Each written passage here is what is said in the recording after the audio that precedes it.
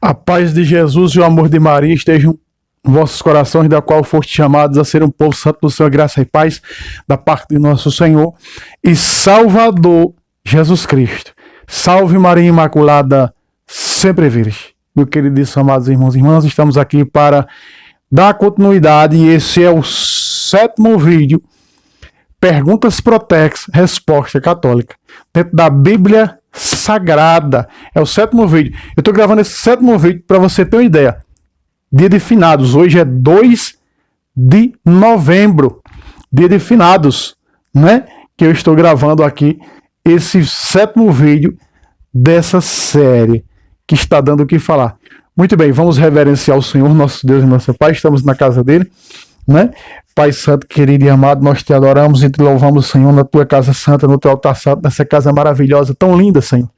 Que maravilha, quanta paz nós sentimos quando estamos nos atos da tua casa, como diz o salmista, plantado na casa do Senhor, nos atos de nosso Deus onde florir. Nós te louvamos, Senhor, tu que estás presente neste altar, se faz presente a cada santo culto da missa. Esse é o altar, a montanha que o povo subia.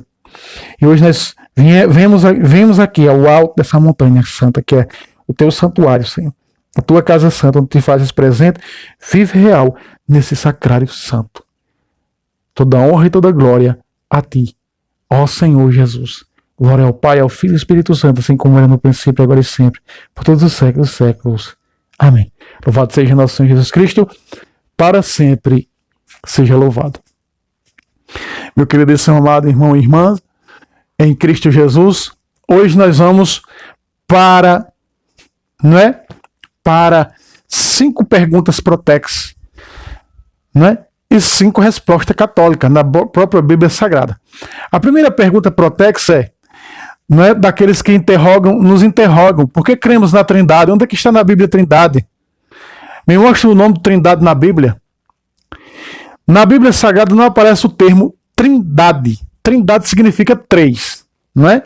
São 3 em um, 3 sendo um só Deus, não é? Deus Pai, Deus Filho e Deus Espírito Santo, cada um com uma missão diferente, não é?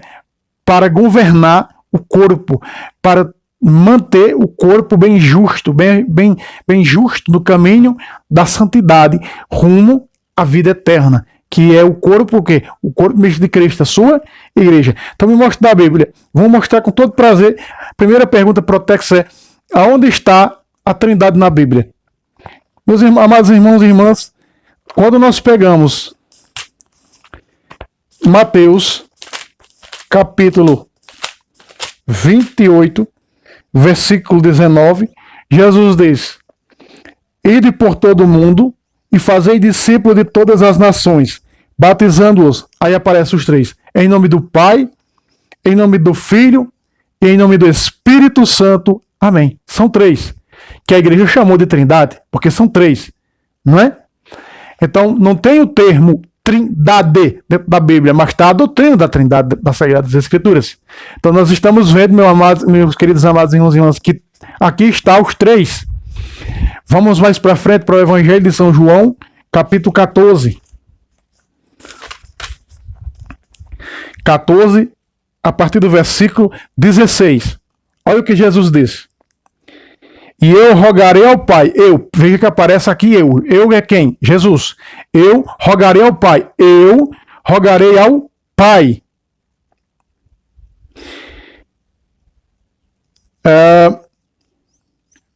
Ao Pai. Rogarei ao Pai. E ele vos dará outro paráclito. Outro paráclito. Veja, Jesus é um paráclito. Dará outro paráclito. Não é?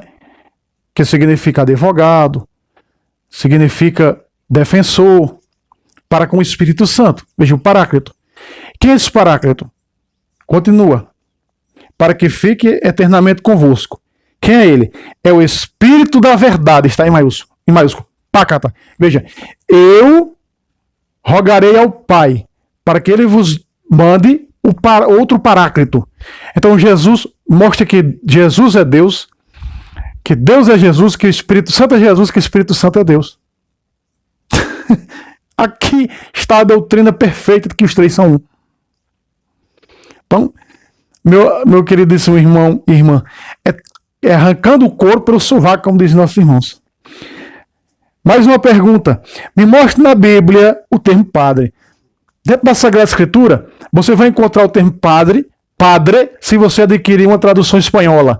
Aí você, porque pai em espanhol é padre, então você vai encontrar, não é, na Bíblia espanhola. Aqui na Bíblia católica, na nossa Bíblia, eu sei que essa pergunta é interrogando onde é que estão os padres na Bíblia. Padre significa pai. Pai. Papa significa pai. Padre significa pai. Dentro da Sagrada Escritura. Eles nos interrogam para dizer que os apóstolos não tiveram filhos. Não era pai, não era padre, como nós dizemos hoje. No entanto, a Sagrada Escritura diz sim. Vejam só. Quantas vezes São Paulo não repetiu isso? Fulano, cicrano, meu filho na fé. Filemon, né? Quando escreve aquele pequeno bilhete a Filemon, vai dizer, não é? Recebe Onésimo, meu filho, filho do meu coração. Como meu filho. Veja aí. Porque ele tinha gerado Onésimo na prisão. Perdão. Então, aí está o termo aparecer padre. Por quê? Porque somos os pais da igreja. Por que os pais da igreja? Porque nós somos os filhos deles. Entende, amados? Olha só. Gerou filhos na fé. Em 1 Coríntios 4, 14 e 15 diz: não vos escrevo estas coisas para que vos envergonhais. Mas admoesto-vos como meus filhos muito amados. São Paulo tinha filhos, amados?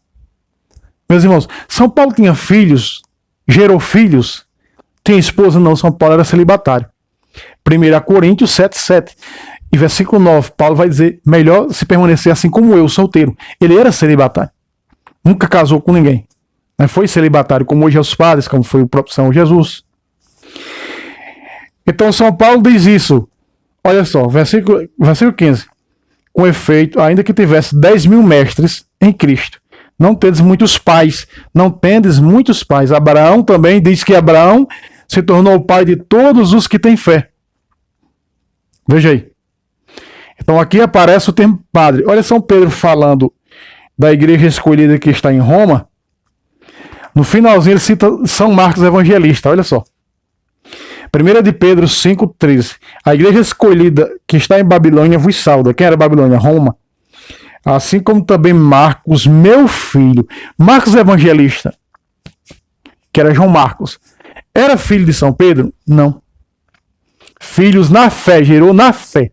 Então veja que eles são o quê? O que era que São Pedro era de Marcos na fé? Pai espiritual. Então os padres são nossos pais espiritual, o padre da nossa paróquia, o sacerdote, o presbítero da nossa paróquia. Por que ele é padre? Porque ele é pai das ovelhas da sua paróquia. Entende? É tirando o couro pelo sovaco, amados. Logo vem mais uma pergunta. Dentro da Bíblia só aparece o termo intercessão para com Jesus. Me mostre outra. Mesmo que não tenha o termo intercessão, mas nós vemos o que é uma intercessão. A Virgem Maria em bodas de Caná, João capítulo 2, versículo 4, né? Ela mediou ali, intercedendo, e um milagre aconteceu. Mas eu vou mostrar o pé da letra, já que está querendo, né? Que mostre o pé da letra. Então eu vou mostrar o pé da letra com todo prazer. Vamos pegar aqui.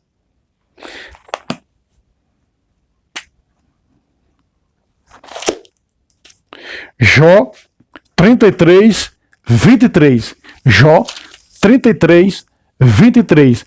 E se você pegar na Bíblia de Jerusalém, não vai estar o termo intercessor, vai estar o termo mediador. Também a Sagrada Escritura diz que Moisés foi mediador entre Deus e os homens. Vamos lá. Jó 33, 23. Se perto deles se encontra um anjo, um intercessor entre mil. Um intercessor entre mil. Inclusive a Bíblia Protex, as duas Protex que eu tenho aqui fala intercessor. Aliás, tem uma Protex que fala mediador. Mediador. Entre 1000 anjos, né, um mediador. Entre 1000 anjos, um intercessor. Olha só. Entre 1000 intercessores, um para socorrer as necessidades de Jó. Próxima.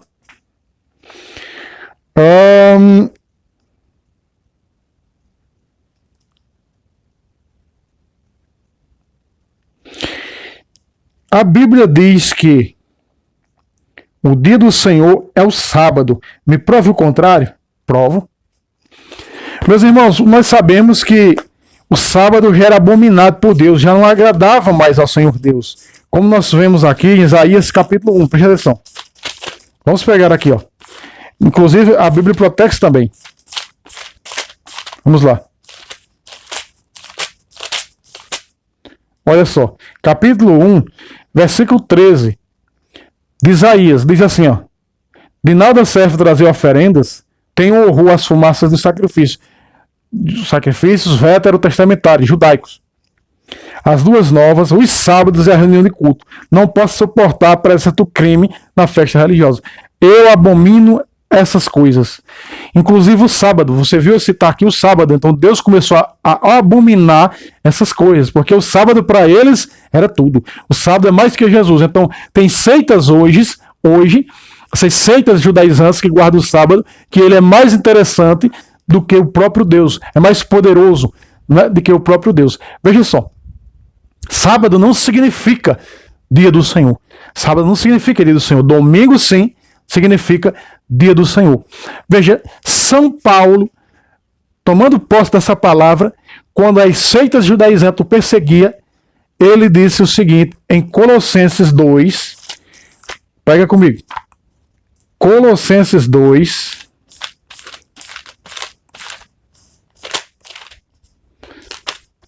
versículo 16. A mesma coisa que está escrito em Isaías, porque as seitas judaizantes perseguiam o apóstolo São Paulo.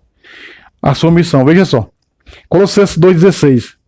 Ninguém vos critique por causa de comida ou bebida, inclusive o sangue, e carne sufocada que eles não comem.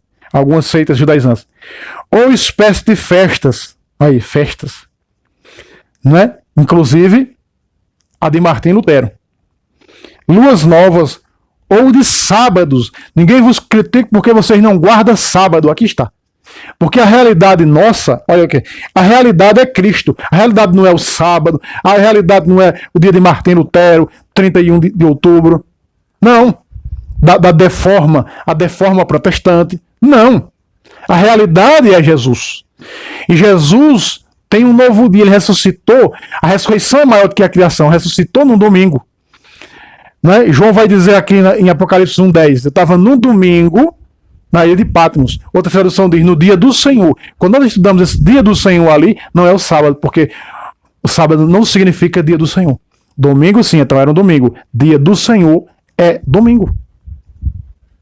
Veja como são agé, não é? Como são burros esses hereges das seitas que guardam o sábado. Capítulo 20 de Atos dos Apóstolos, versículo 7. No primeiro dia da semana, qual? No primeiro dia da semana, qual era o primeiro dia da semana? O domingo. Estávamos nós reunidos para partir o pão, para a celebração do pão, da fração do pão. Capítulo 20 de Atos, versículo 7. Veja, no primeiro dia da semana, reunidos para a celebração do pão eucarístico, celebração da Eucaristia, celebração da missa. No primeiro dia da semana, veja quando era o culto cristão, no primeiro dia da semana, que é o domingo. Muito bem, refutado dentro das próprias Sagradas Escrituras. Mais uma pergunta, essa é a quinta. A Bíblia diz que não pode comer sangue, e vocês comem. Sim, comemos um chouriço, um sarapaté, né? Sarapaté ou sarapaté, sei lá como é que chama, né? Que é feito de sangue. Veja, os protex, eles interpretam errado o que ficou decidido no concílio, né? Que os pagãos não fossem lá no altar do que era oferecido aos ídolos na Grécia, em outros lugares, comer mais, porque agora eles eram para comer do altar que eles se converteram, a carne e o sangue de um Deus, não comer as carnes nem o sangue oferecido aos demônios naqueles altares. Ou seja, para nós hoje, está dizendo, não vá lá no centro de Macumba beber o sangue da galinha preta, comer a carne que foi oferecida ao diabo. É isso que está dizendo. Não quer dizer que você, galinha sufocada, eu não posso comer. Não, o sangue, eu não posso comer. Não quer dizer isso nos dias de hoje para nós. Entende? Vamos ao texto. Diz assim, ó. Com efeito, pareceu bem ao Espírito Santo e a nós, ao Espírito Santo e à igreja. Nós é quem? A igreja católica aqui. Não nos impor outro peso além do seguinte: que abstenhais das carnes sacrificadas aos ídolos, do sangue da carne sufocada a quem? Aos ídolos, e da fornicação. O que era essa fornicação? Inclusive a deusa da fecundidade. Que eles fornicaram, que eles se prostituíam para dar filhos a essa deusa. Entende? Tem que se estudar a história, porque está dizendo isso, porque foi dito isso, para não fazer e não interpretar, não é? Ou seja, adulterar da maneira que os senhores protestantes fazem, porque já estão condenados, segundo de Pedro 3,16. Adulteram para suas próprias condenações. Não é? Jesus diz agora para eles que tem que comer a carne e o sangue. Olha só.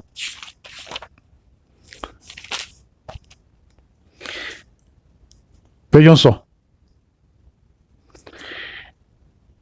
Esses judeus que diz que não poderia comer carne sufocada e nem o sangue, olha o que diz. Os judeus disseram, é muito difícil admitir esta palavra. Como pode este homem dar de comer a sua carne? Não é? Em outras palavras, beber seu sangue. Então Jesus respondeu, 53 de João 6. Em verdade, vos digo, se não comerdes a carne do Filho do Homem, se não beberdes o seu sangue, não tereis a vida verdadeira. Diz uma tradução, essa tradução diz, não tereis a vida em vós mesmos. Que vida, Jesus? Não tens mente. A vida verdadeira que sou eu, sou o caminho, verdade e vida, só a vida não está em vocês e vocês não se alimentam da minha carne e do meu sangue. 54, quem come da minha carne e bebe meu sangue, tem a vida eterna e vou ressuscitá-lo no último dia, veja. O sangue é abominado pelos judeus e pelas seitas judaizantes de hoje. Agora, Jesus está dizendo que tem que beber meu sangue.